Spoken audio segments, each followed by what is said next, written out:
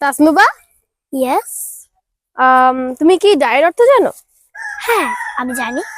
বলো তো এটার অর্থ কি? মারা যাওয়া। আর তুমি এটা জানো যে ডায়ের সাথে তুমি তুমি যদি ভিন্ন ভিন্ন প্রেপোজিশন বসাও সেটা কিন্তু ভিন্ন ভিন্ন অর্থ ধারণ করে। হ্যাঁ, আমি জানি সেটা।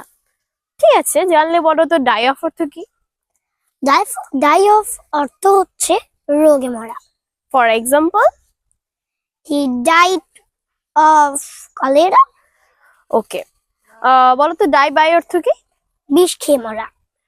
For example, he died by poison. Okay. বলো তো ডাই ফ্রম অর্থ কি? ডাই ফ্রম অর্থ হলো কোনো কারণে মরা।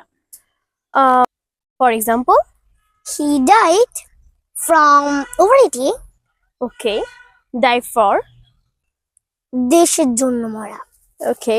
For example, he died for country. Good job, nice.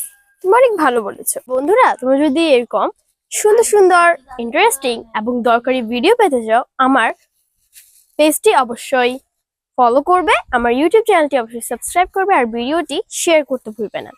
Thanks for watching.